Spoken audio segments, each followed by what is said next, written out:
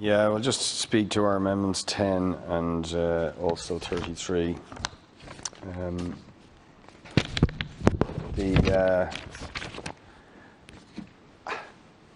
I mean, the argument we're making in both of these amendments, very simply, Minister, is we're still in a public health emergency. The reasons why a ban were brought in were to protect people against being evicted and made homeless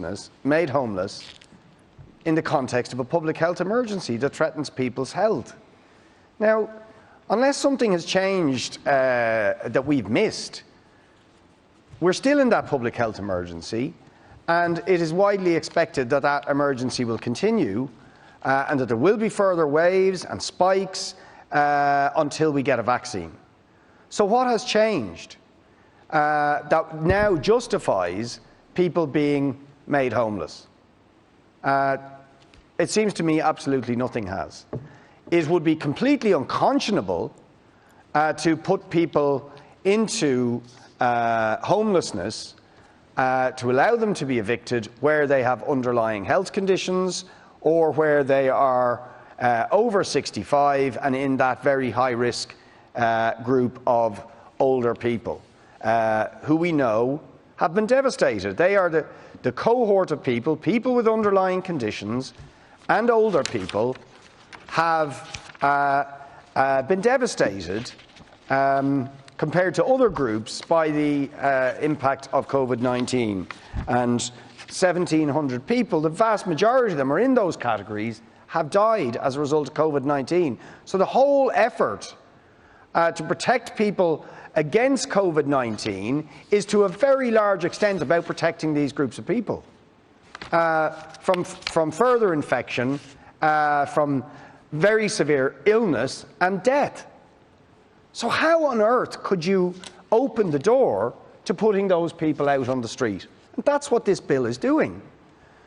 So whatever about Amendment 33, where we seek to go further and to continue the entire eviction ban until the health emergency is over completely for everybody to prevent all evictions, I don't see how you can possibly argue against 10, where people whose health and life and welfare who are particularly vulnerable, that they must be protected as a matter of priority, and it would be unthinkable to make them homeless. And of course, people who have lost their job and income and already been devastated economically by the impact of COVID-19, of which there are many tens of thousands. Again, it is unconscionable that those people would have the added hardship and despair of being made homeless, of being evicted.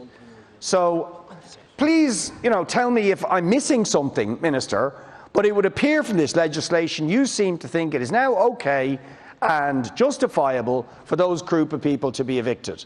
And I think that's utterly unacceptable. But beyond that, our other amendment says actually the overall justification for this legislation remains. Nothing has changed.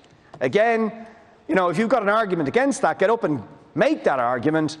But the general government position is we are still in a pandemic. We need restrictions, we need travel restrictions, there's a potential of a second wave. That's why we're in this building, because COVID-19 is still a threat to our entire society. So nothing has changed from the context which led to this eviction ban coming in. And I don't see, if that is the case, how the Attorney-General can claim somehow that there's a legal problem with continuing a ban on evictions and rent increases, which was justified in March. Why is it not legally justified now when that pandemic continues? Thank you, Deputy